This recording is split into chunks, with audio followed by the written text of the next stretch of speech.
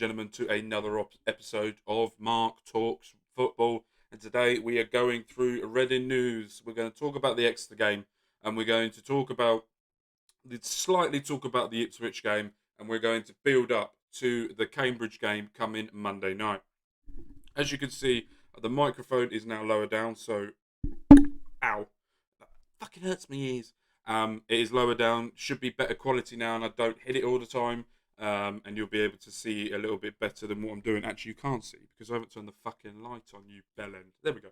So, made no difference because I've got a hat on. Right, as you can see, I'm wearing my Bray Wyatt fire hat. If you don't know, and if you're not in the wrestling world, unfortunately, last week, during one of my recordings for Football Manager, I come across the news that unfortunately Bray Wyatt has passed away. One of the most creative and intelligent minds in wrestling history. Brought me back to wrestling when he come back. I sort of went back to watch wrestling again to watch him. He was one of these people that brought people together. As he said, he was the red in the black and white of the world, and he brought everyone together. It's hit a lot of people hard, including myself.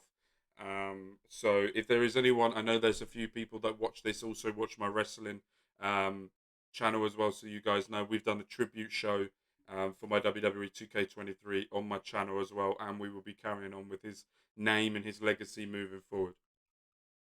What I will say, if there's anyone that's going through anything from the passing of Bray Wyatt, if there's anything that you guys, if there's no one out there that you wanted to discuss, my DMs are always open.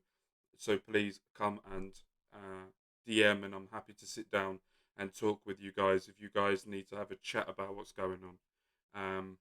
So rest in peace, Bray Wyatt, and he's up there now with Luke Harper, Brody, and hopefully he's not in that much pain anymore. So yeah. Anyway, back to Reading. It's been an interesting week, hasn't it? Two losses on the bounce, one with a penalty shootout, one that was a normal game. Let's put it that way. Let's just discuss about what we've seen and what we've done over the past week. We will then get to the news. There will be no PowerPoint presentation today. It will just be me waffling on for a little bit, because there's a lot going on, including myself, that I'm trying to create for you guys moving forward.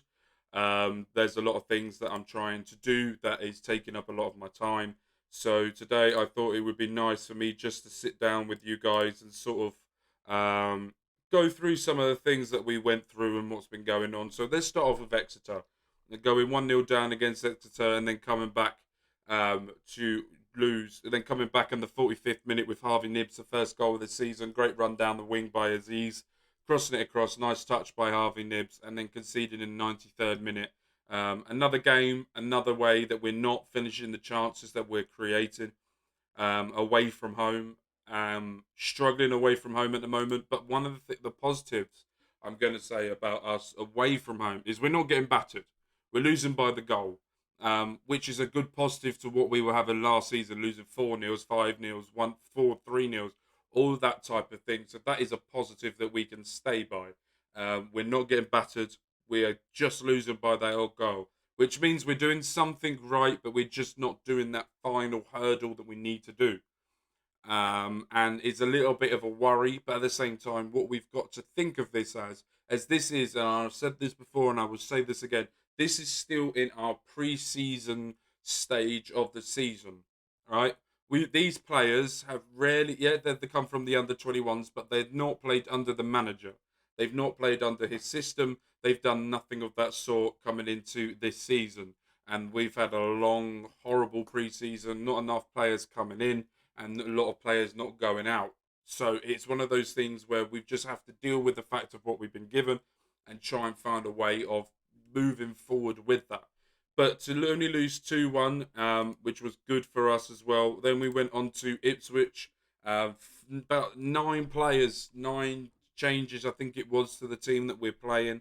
And I think if you look at the team, Connor Boyce-Clark, KELVIN, Abafilla, and Bouguet, comment, you know what to do if I've done it right or wrong. If I've done it wrong in this time, never doing it again. Cheeseburger man from now on.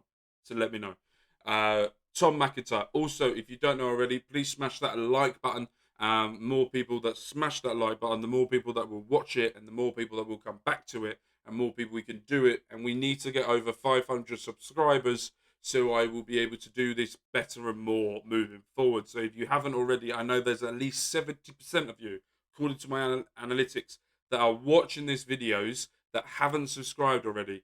Hit that subscribe button and you will get a notification of when we go live with either one of these videos every week, or we do Football Manager Reading save at the moment, trying to keep going. So make sure you go and do that. We've got a long save going on, a really interesting end of the season coming up as well. We just hit episode 50. I think yesterday was episode 50 of my Football Manager save, and we did a 50th special episode. I'm just double check. Yeah, 50th episode special where we play Liverpool, Manchester City, and FC Barcelona. In that, we're currently on 164 subscribers, and we need more of you. So hit that subscribe button. Let's get us up to 500 subscribers, and let's keep this going. As I can see here, 68% of you that watch these videos haven't subscribed already.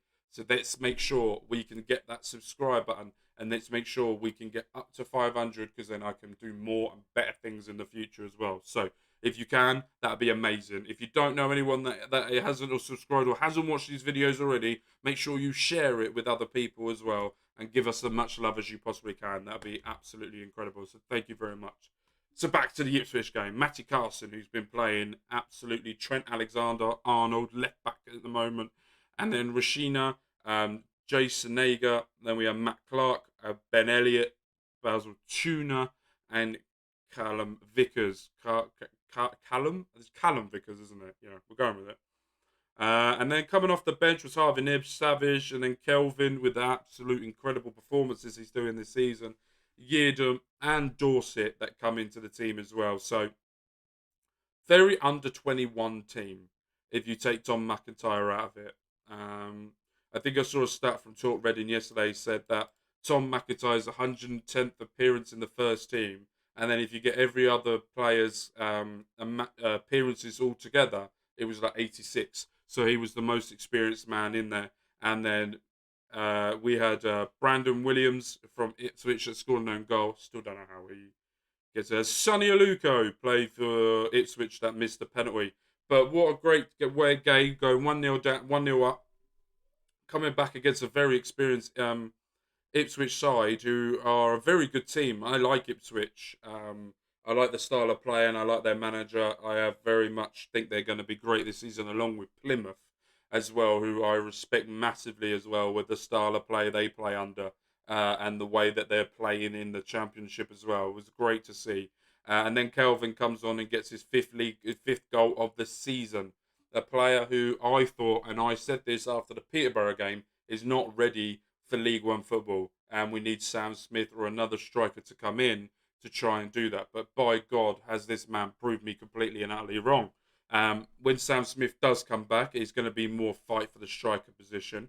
I still think with Nesta Guinness-Walker, Tom Holmes, Andy Carroll, and Dean Bazanaz, all players that are looking to leave. Apparently, Andy Carroll is now flying out to France to sign for a league, I don't know, two in French.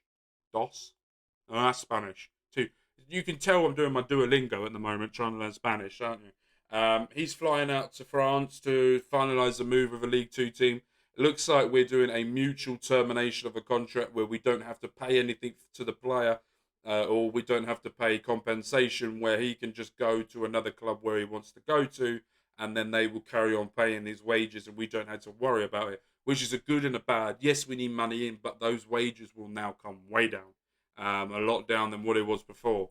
So I'm happy with that. Tom Holmes, if he decides to leave, I know Blackburn were interested in him and Tom McIntyre as well as Leeds. I think we're looking at Tom McIntyre at one point as well. Dean Bazanaz he's gone from first choice to third choice in the space of a week.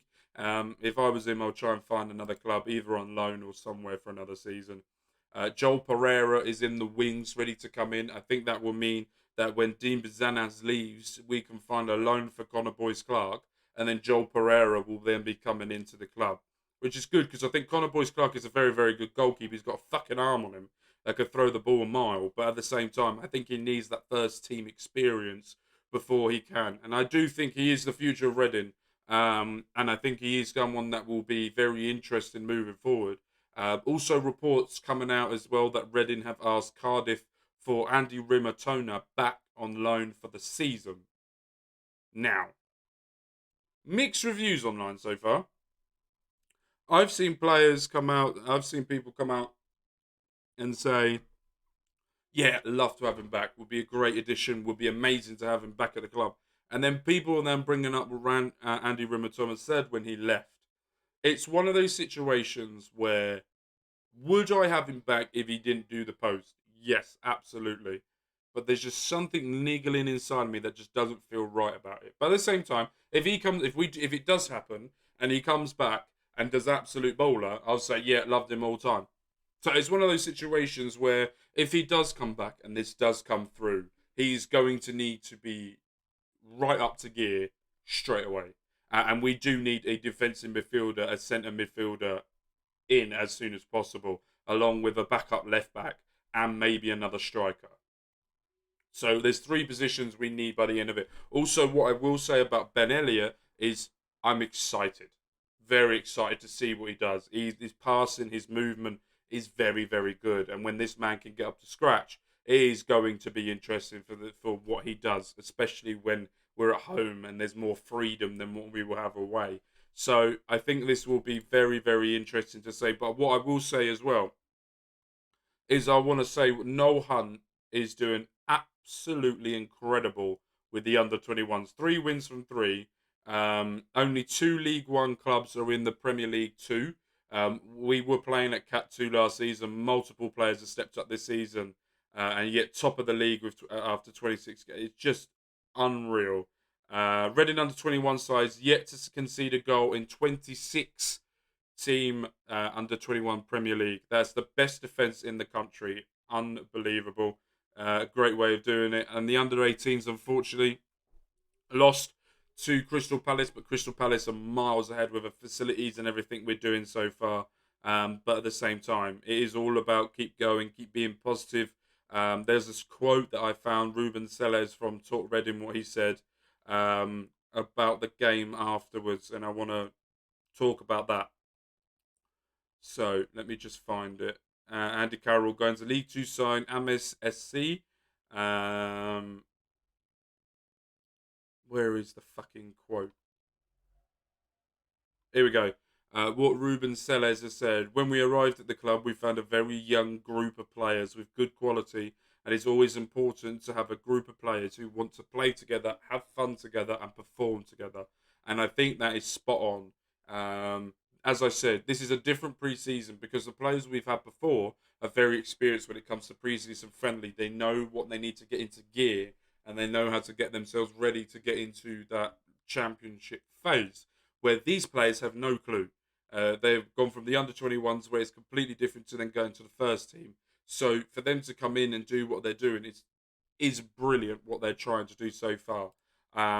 So in the League One table so far, we are now 16th, played 5 points, drawn 2, won 2, lost 3, 0 goal difference. We're balancing it out. Lost 2, the last 2, and we are doing very, very well so far for us. If we can get a couple more experienced players in the left back position, with maybe Annie Rimatona coming in into the midfield position, and maybe another experienced centre forward that can compete with Sam Smith and with Kelvin to push them a little bit further, then I think we will be absolutely fine this season and moving all the way up. So now we're going to move on to the Cambridge game that's coming up Monday night on Sky Sports. We've beat Cambridge 10 times in our history, drawn 6 and lost 9. And in that, the last time we played them was the 10th of September 2002, where we lost 3-1 in the League Cup against them. The last win we had over them against them was in the League Division 2, and it was in 2001, where we beat them 1-0. I do want to know who scored in that game, if it can tell me. Oh, it can tell me.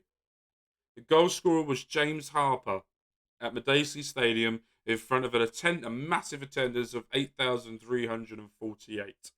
Nicky Foster, Martin Butler, Alex Smith, Phil Parkinson, Sammy Igo, James Harper, Matt Robinson, Adrian Whitbread, Adi Williams, Graham Murty, and Phil Whitehead was the goalkeeper. Darius Henderson played for us there. Neil Smith. Yeah. Did it say the manager? I want to say it was Alan Pardew, but I could be completely utterly wrong. Anyway, so that was the last appearance with the last team that beat them. And the last time we lost in the 3-1, the goal scorer for Cambridge was Dave Kitson. Wow. They had 3 forwards on there. Amazing, innit? Then we brought him. Matthew Upson scored for us in that game. John Solarco played then. Martin Butler, Jamie Curtin, Nicky Foster, Phil Parkinson, Andy Hughes, Nicky Shorey. Marcus Hanneman was our goalkeeper then. A.D. Williams was on the bench, but was never sort of got on and played. Sammy Igo was there as well. So back when times were doing. So yeah, what I want to see from you guys is I want to see a predictions down below, like we did last time. I want to see your predictions. I got it spot on. Not gonna say on my vlog, and I am a genius. Not gonna say any other because it's true. I want to see it down below in the description. I want to see down below in the comments your predictions for the game. I'm going for a 1-0 or 2-1 Reading win. I'm going out there. I think we can do well. Cambridge currently ninth. They've played 5, won 3. Same amount. Oh no, they've won 3. We've won 2. Won 3, drawn none, lost 2. 9 points with a 3+3 goal difference so far. So they're doing well. Doing extremely well. Let's have a look at the league form table before we finish off. I do love a good form table, you know me, don't you? League One form. Home. So Cambridge in the last 6 appearances they've played at home, they've won 4, lost 2. And they have a goal difference of +6. So they seem to be very comfortable at home. So they could be doing really well at home. And then our away record is rock bottom in League One. Not won a game, drawn 1, lost 5 with a -6 goal difference and only 4, and then only 1 point coming away from it. So it's going to be extremely tough task to get these boys all up and ready. But they got to remember, after this game, they have a 2-week break. After this, or is it 2 weeks? 12 days. 12-day break after this, I think. Is it 12 days? I do not know anymore because my mind is all discombobulated with everything that we got to do. So let me just go and work out. No, let me go on my team, you dickhead, Sky Sports. Sky Sports do my nutting. Reddit, thank you. Fixtures. Thank you. So we were meant to be playing Bristol Rovers on the 9th of September, but postponement due to international call-ups. So from the 4th of September to the 16th of September, we have 12 days till we play Bolton Wanderers at home, and then we then play Exeter away in the Papa John's Trophy Cup, the Pizza Cup, and then that will start as well. And then we have Blackpool away, and then the last game of the month is Burton and Albion at home. So that has been it. That has been the roundup of all the news. We don't know with payments. That's all meant to be talked about tomorrow on Thursday. I am recording this on the day. I like to record this on the day in case anything happens during the recordings or any editing that anything that happens so far. And I think one more thing. I want to talk about BBC Berkshire, okay? And I want to say how shit they are. I have respect for A.D. Williams. It's slowly diminishing, but Tim Della needs to sort himself out. How biased he was. We had a worse record under Paul Ince under 5 games, right? Well, maybe a little bit better. I think it was under Paul Ince, and they were riding his cock massively. But because it's Ruben Selles and they think they can bully him, they're being all like, "Oh, this has been a terrible start. What do you think could happen? We should be doing better than this." We can't buy players, right? And for once, please leave. I've had enough of Tim Della on my timeline. Okay, I know he's a Reading fan and all that. It's nice for him. Couldn't give a fuck. But please, shut the fuck up. Thank you very much. Right. My name's been Mark. You guys have been amazing. This has been a 20-minute video of me ranting, but that's absolutely fine because that's what I do. But I hope you guys make sure you smash that like button, hit that subscribe button, and let's grow together and let's go on together. R.I.P. Bray Wyatt. With love, with care. My name's been Mark. You guys have been amazing. Peace.